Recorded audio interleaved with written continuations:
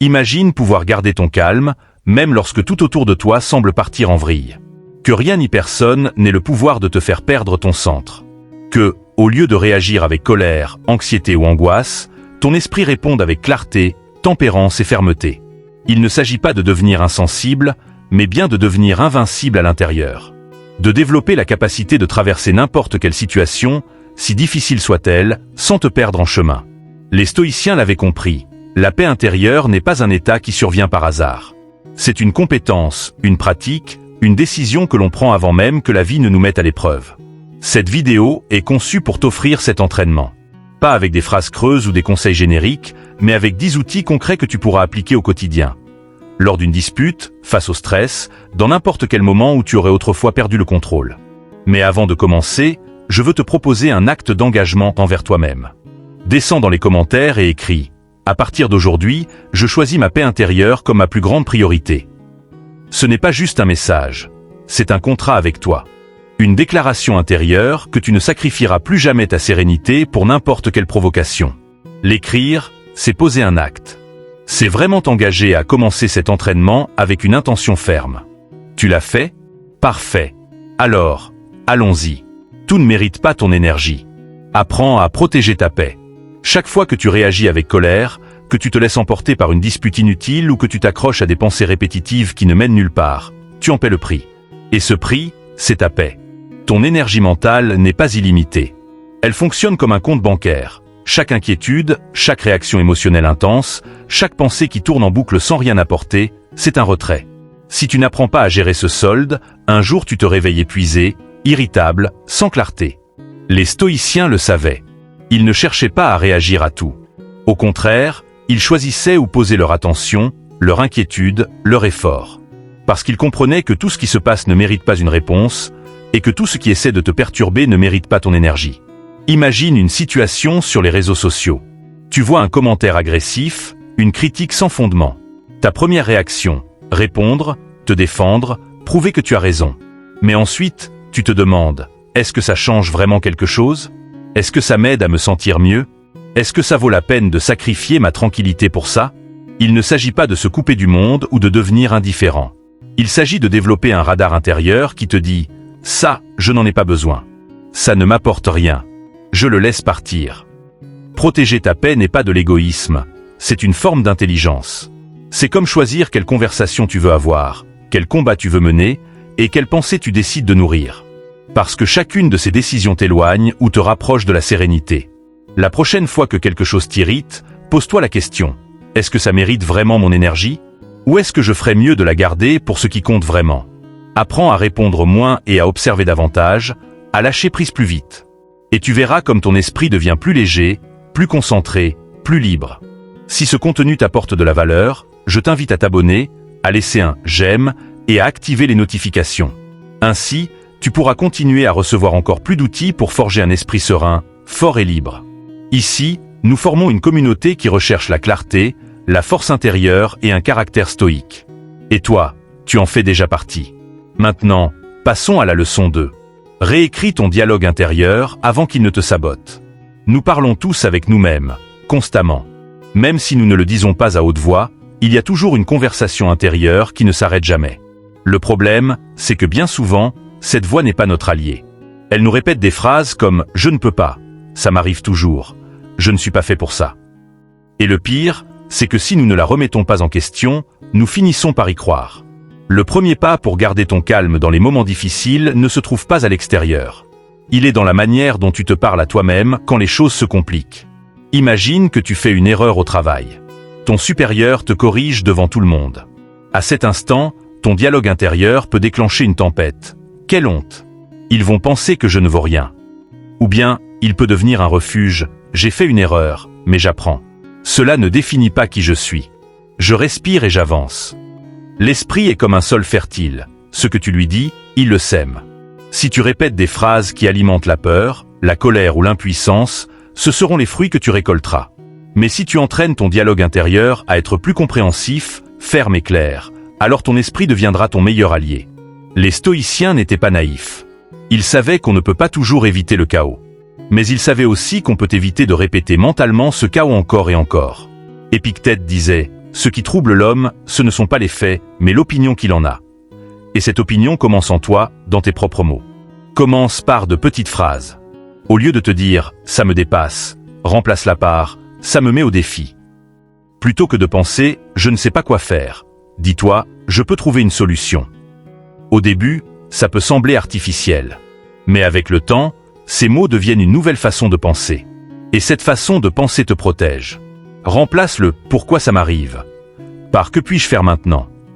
Quand quelque chose tourne mal, la première question qui nous vient est « pourquoi moi ?» C'est un réflexe automatique.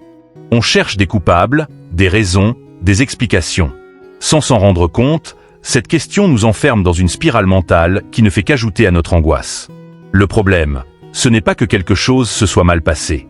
Le problème, c'est de rester coincé dans cette question.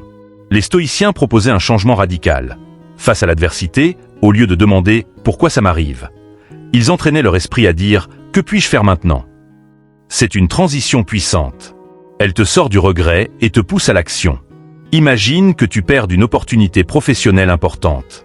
Tu pourrais passer des jours à te demander si tu as fait une erreur, si c'est la faute de quelqu'un d'autre, si tu aurais dû agir autrement. Ou bien, tu peux respirer profondément et te dire « c'est arrivé. Qu'est-ce que je peux faire maintenant avec ce que j'ai ?» Ce changement de perspective ne te rend pas seulement le contrôle, il te rend aussi la paix. Marc Aurèle le pratiquait sans cesse. Dans ses méditations, il écrivait « Ne te perds pas dans ce qui n'est pas entre tes mains. Occupe-toi de ce qu'il est. Voilà l'essence. Ce qui est passé, est passé. Mais ce que tu fais maintenant, ça, c'est encore entre tes mains. » Cette leçon ne s'applique pas seulement aux grands drames. Elle est valable aussi pour le quotidien. Si quelqu'un t'interrompt brusquement, si tu rates ton bus, si tu te disputes avec quelqu'un que tu aimes, au lieu de t'enfermer dans le drame, change la question. Passe du pourquoi au pourquoi. Du regret à la solution. Ce n'est pas de la résignation. C'est de l'intelligence émotionnelle.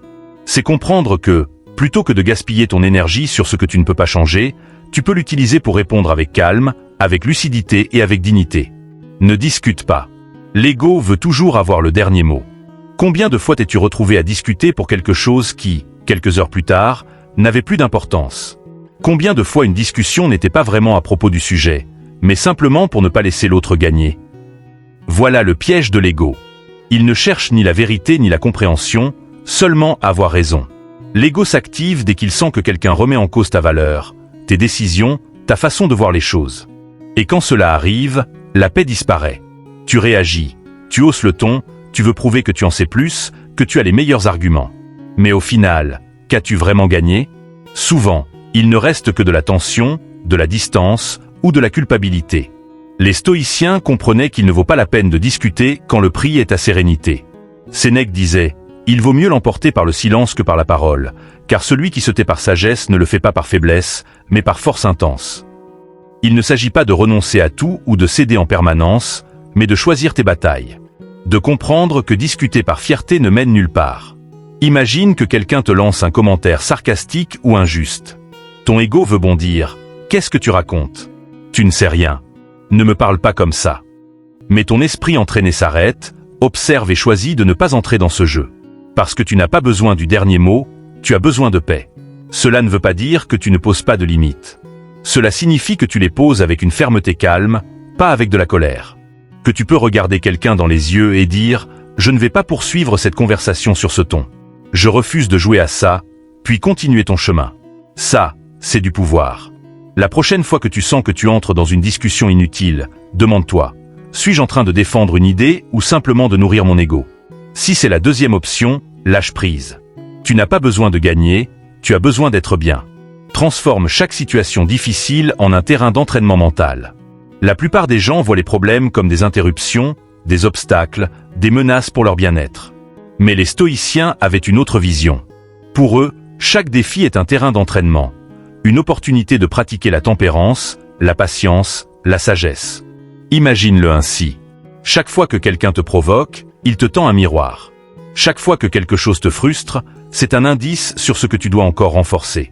Ce n'est pas un châtiment, c'est une pratique, un véritable gymnase pour ton esprit. Marc Aurèle écrivait « L'obstacle à l'action devient l'action. Ce qui se dresse sur ton chemin devient le chemin. » Et il avait raison. Parce que si tu parviens à garder ton calme quand tout va bien, cela ne dit pas grand-chose. Mais si tu peux le faire quand tout va mal, là se trouve ton véritable pouvoir. Imagine que tu es en réunion et qu'une personne te coupe sans cesse la parole, te contredit sans respect. Ta réaction habituelle serait de t'énerver, de répondre sèchement, de te défendre. Mais si, à ce moment-là, tu penses « voici ma pratique du jour, voici mon terrain d'entraînement », alors tout change. Ce n'est plus une menace, c'est une opportunité. Cette phrase « c'est mon entraînement » peut devenir un mantra. Quand on te plante un rendez-vous, quand quelqu'un ne tient pas sa parole, quand les choses ne se passent pas comme tu l'espérais, répète-le. C'est une partie de mon entraînement. Et à partir de là, agis. Chaque situation inconfortable, chaque personne difficile, chaque moment imprévu peut devenir un scénario pour renforcer ton caractère. Pour pratiquer la pause, l'observation, l'autocontrôle. Parce que c'est ça, entraîner ton esprit. Ne pas attendre que tout soit paisible, mais apprendre à générer la paix même au milieu du chaos. Si tu changes ta façon de voir les défis changeront la façon dont tu te vois toi-même. Et alors, sans même t'en rendre compte, tu arrêteras de réagir comme avant. Parce que ton esprit sera simplement devenu plus fort. Fais du silence une habitude. Ton esprit a besoin d'espace pour respirer. Nous vivons entourés de bruit, notifications, conversations, opinions, distractions constantes. Et sans nous en rendre compte, ce bruit extérieur devient un bruit intérieur. Notre esprit ne s'arrête plus. Il saute d'une pensée à l'autre, d'une inquiétude à une autre, comme pris dans une boucle sans fin. Le problème, c'est qu'un esprit saturé ne peut pas penser avec clarté. Et un esprit sans clarté ne peut pas rester calme. Les stoïciens pratiquaient le silence comme un moyen de nettoyage intérieur. Marc Aurèle écrivait dans ses carnets, non pas pour les partager avec le monde, mais pour s'écouter, pour mettre de l'ordre dans ses pensées, pour trouver au milieu du chaos extérieur un espace de paix. Aujourd'hui, plus que jamais, nous devons retrouver cet espace. Je ne te parle pas de méditer dans une cabane, ni de partir en forêt. Je te parle de petites pauses conscientes, de moments de silence réel. Une promenade sans musique, un café sans téléphone, 5 minutes de respiration sans distraction. Parce que dans ces instants de paix, quelque chose s'apaise, quelque chose s'éclaire. Imagine ton esprit comme un verre d'eau rempli de sable. Si tu le secoues constamment, tu ne vois rien. Mais si tu le laisses reposer, l'eau s'éclaircit. Le silence fait ça, il n'efface pas les pensées, mais il les organise, il les calme. Il leur donne de l'espace. Fais du silence une habitude. Pas seulement quand tu es stressé, mais chaque jour. Comme une hygiène mentale, un espace sacré. Parce que ton esprit, tout comme ton corps, a besoin de se reposer, de respirer, de se taire. Et tu verras que plus ton esprit est silencieux, plus ta présence est forte. Plus il est facile de décider avec sagesse. Et plus il est difficile pour quiconque de te faire perdre ton centre. Dans un monde qui hurle, choisir le silence est un acte de puissance. Entoure-toi de calme ou prépare-toi à vivre dans le conflit. Nous ne sommes pas des îles. Peu importe la force que tu crois avoir, ton environnement laisse toujours une empreinte sur ton état émotionnel. Tu es fait de toi-même, bien sûr, mais aussi des personnes avec qui tu passes le plus de temps, des lieux que tu fréquentes, des stimuli que tu reçois chaque jour. Et si ton environnement est saturé de plaintes, de stress, d'agressivité ou de tension, il sera presque impossible de rester calme sans t'épuiser. La sérénité aussi se propage, tout comme le stress. Il y a des personnes qui, simplement en étant là, te troublent. Certaines personnes cherchent toujours le conflit, désignent des coupables, alimentent la tension. Et puis, il y a ceux qui dégagent une paix tranquille, qui écoutent sans interrompre, qui ne réagissent pas sur un coup de tête, qui prennent le temps de respirer avant de parler. Les stoïciens n'étaient pas indifférents à leur environnement. Épictète conseillait d'éviter ceux qui cultivent le drame. Non pas par rejet, mais par prudence. Il savait que l'esprit, comme une éponge, absorbe ce qui l'entoure. Et si tu es constamment plongé dans le chaos, ta sérénité sera fragile. Fais un examen honnête. Avec qui passes-tu le plus de temps? Quelle conversation nourris-tu? Quel contenu consommes-tu chaque jour? Est-ce que tout cela t'éloigne de la paix ou te rapproche du conflit? Parfois, la différence ne tient pas à ce que tu fais, mais à ce que tu acceptes de ton entourage. Cela ne veut pas dire qu'il faut fuir tout le monde. Mais cela implique de poser des limites, de protéger ton espace, de choisir avec intention. Tu ne peux peut-être pas changer de travail ou de famille, mais tu peux créer des moments de refuge. Une routine matinale silencieuse, une conversation avec quelqu'un qui t'inspire, un coin de ta maison où tout est en ordre. Entoure-toi de calme. Cherche-le. Crée-le. Et si tu ne le trouves pas, sois celui qui l'apporte. Parce que si tu ne prends pas soin de ce qui t'entoure, tôt ou tard, le conflit s'installera en toi. Si tu ne choisis pas la paix, tu finiras par vivre constamment sur la défensive. Ce qui t'agite aujourd'hui sera insignifiant demain. Pense à la dernière fois où tu as été profondément agité par quelque chose. Une dispute, un message qui n'est jamais arrivé, une réponse blessante, un changement de plan inattendu. À ce moment-là, cela te semblait être la chose la plus importante au monde. Mais maintenant, des jours ou des semaines plus tard, quelle importance cela a-t-il encore? Que reste-t-il de cette tempête? C'est l'une des vérités les plus libératrices du stoïcisme. Tout passe. Le bon comme le mauvais. La joie comme la colère. Rien ne dure. Pourtant, quand on est au milieu du chaos, on agit comme si ce moment allait durer pour toujours, comme si l'émotion du présent définissait toute notre vie. Marc Aurèle a écrit ainsi: « Combien de temps gagne celui qui ne regarde pas ce que dit, fait ou pense son voisin, mais seulement ce qu'il fait et pense lui-même » Autrement dit, concentre-toi sur ce qui dépend de toi et lâche prise pour le reste. Parce que si tu ne le fais pas, tu resteras prisonnier d'émotions qui, dans un mois, n'auront plus aucune importance. L'esprit entraîné comprend cela. Pas parce qu'il ne ressent plus rien, mais parce qu'il a appris à mettre les choses en perspective. Quand quelque chose te bouleverse, arrête-toi et demande-toi: est-ce que cela comptera encore dans une semaine? Dans un an? La plupart du temps, la réponse est non. Ce retard d'avion. Ce regard déplacé en réunion. Cette parole mal interprétée. Tout ce qui t'agite aujourd'hui n'est qu'une vague. Et tu n'es pas cette vague. Tu es l'océan tout entier. Tu peux laisser passer cette émotion sans qu'elle t'emporte. Se le rappeler n'évitera pas toujours la douleur. Mais cela la rendra plus légère, plus brève, plus consciente. Et quand tu apprends à relativiser l'importance de l'instant, tu reprends le contrôle. Tu deviens quelqu'un qui ne se laisse pas balloter par le premier vent venu. Parce que tu sais que la plupart des tempêtes sont passagères. Mets de l'ordre à l'extérieur pour apaiser ton intérieur. Cela peut sembler anodin. Mais ça ne l'est pas. Le désordre extérieur a un impact direct sur le chaos intérieur. Ce que tu vois, ce que tu touches, ce qui t'entoure influence la façon dont tu penses, dont tu respires et dont tu prends tes décisions. Imagine rentrer chez toi après une journée difficile. Tout est en désordre. Il y a du bruit. Le bureau déborde de tâches en attente. Comment te sens-tu? Saturé, mal à l'aise, avec une sorte d'anxiété diffuse. Maintenant, imagine l'inverse. Tu rentres et l'espace est clair. Il y a de la lumière, du silence, de l'ordre. Tout est à sa place. Ton corps réagit différemment. Ton esprit aussi. Les stoïciens vivaient dans la simplicité. Pas par austérité extrême, mais par clarté. Parce qu'ils savaient que lorsque tout autour de toi est en paix, il est plus facile de trouver la paix à l'intérieur. Et cela ne s'applique pas qu'à la maison. Cela vaut aussi pour ton environnement numérique, tes vêtements, ton emploi du temps. Mettre de l'ordre à l'extérieur, c'est entraîner ton esprit. Parce que chaque objet à sa place, chaque espace épuré, chaque interruption éliminée envoie un message silencieux. Ici, tu peux respirer. Et quand tu respires mieux, tu penses mieux. Tu décides mieux. Tu réponds mieux. Ce n'est pas une invitation à devenir un maniaque du rangement, mais un conseil puissant. Mets de l'ordre à l'extérieur, non par obsession, mais par conscience. Parce que tu sais que le chaos visuel épuise ton esprit et qu'un espace soigné te rend ta concentration et ta sérénité. Commence par quelque chose de simple. Une surface dégagée, une liste simplifiée, un moment sans écran. Et tu verras qu'à l'intérieur de toi aussi, quelque chose se calme. Parce que lorsque tu choisis de t'entourer d'ordre, tu dis à ton esprit: nous ne sommes pas en danger, tout va bien. Et tu lui permets de retrouver la paix. Choisis ta paix comme si ta vie en dépendait.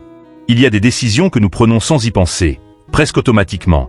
Quoi manger, quoi porter, quoi répondre à un message. Mais il y a une décision qui, si tu la prends vraiment, peut transformer ta vie entière. Choisir ta paix avant tout. Pas comme une belle idée. Pas comme un luxe. Mais comme une priorité vitale.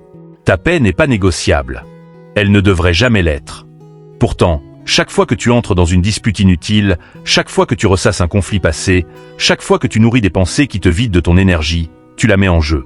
Comme si elle ne valait pas tant. Comme si ça ne faisait rien de la perdre un instant. Mais ça fait quelque chose. Parce que ce que tu tolères devient une habitude. Et si tu t'habitues à vivre agité, réactif, sur la défensive, ton esprit finit par croire que c'est son état naturel. Que la vie est comme ça. Et c'est faux. La vie peut être intense, oui. Mais tu peux la vivre depuis un centre serein, profond, stable. Les stoïciens le savaient. Pour eux, la paix n'était pas une conséquence. C'était un choix quotidien. Une construction intérieure. Elle ne dépendait pas de la météo, des actualités, ni de l'humeur des autres. Elle dépendait de la façon dont ils interprétaient la réalité, de la façon dont ils décidaient de répondre. Imagine qu'on te propose deux chemins. L'un rempli de réactions, de plainte, d'enchevêtrement et d'impulsion. L'autre, plus simple, plus silencieux, plus clair. Non parce que le monde a changé, mais parce que toi, tu as changé ta manière de t'y mouvoir. Lequel choisis-tu? La clé est de refaire ce choix chaque jour. Chaque fois que quelque chose t'irrite, choisis ta paix. Chaque fois que tu es sur le point d'exploser, choisis ta paix. Chaque fois que tu sens que tout déborde, choisis ta paix. Parce que cette phrase, dite avec conviction, n'est pas une fuite. C'est un acte de courage. Et oui, il y aura des moments où tu échoueras. Où tu réagiras comme avant. Où tu sentiras que la paix t'a quitté. Mais si ta décision est claire, tu pourras toujours revenir à cet espace intérieur où rien ni personne n'a le pouvoir de t'ébranler. Cet espace intérieur, tu le construis, tu le défends et tu l'honores. Ta paix est ta responsabilité, mais elle est aussi ton refuge. Si tu apprends à la placer en priorité, tout le reste commencera à s'ordonner autour d'elle. Maintenant, tu le sais, la paix intérieure ne surgit pas comme par magie lorsque tout va bien. C'est une compétence, un entraînement, une décision que l'on prend plusieurs fois par jour. Dans les petits détails, dans les moments tendus, dans les silences. Aujourd'hui, tu as découvert 10 manières d'entraîner ton esprit pour rester calme en toute situation. Tu n'as pas besoin de toutes les appliquer en même temps. Il suffit d'en choisir une et de commencer. La plus simple, celle qui résonne le plus en toi. Parce que chaque petit changement dans ta façon de penser transforme ta manière de vivre. Et souviens-toi, cela ne va pas te rendre parfait. Mais cela va t'aider à bâtir un esprit solide, lucide et libre. Un esprit qui ne se laisse pas emporter par le chaos, mais qui le traverse avec sérénité. Un esprit stoïque, non parce qu'il ignore les émotions, mais parce qu'il les comprend, les écoute, puis choisit d'agir depuis la paix. Et si ce contenu t'a apporté de la valeur, je t'invite à t'abonner, à laisser un « j'aime » et à le partager. Peut-être qu'une personne de ton entourage est sur le point de baisser les bras et a besoin d'entendre cela. Cet espace est pour ceux qui refusent de réagir toujours de la même manière. Pour ceux qui entraînent leur esprit, leur résilience et leur caractère stoïque. Et si tu es arrivé jusqu'ici, ça en dit déjà beaucoup sur toi. Dans la prochaine vidéo, tu découvriras une nouvelle leçon stoïcienne qui t'aidera à reprendre le contrôle quand tu auras l'impression d'avoir tout perdu. Parce qu'il y a toujours quelque chose que tu peux faire. Et parfois, ce quelque chose change tout. D'ici là, choisis ta paix. Entraîne-la, défends-la. Parce qu'au final, ta vie sera à la hauteur de la paix que tu auras appris à maintenir.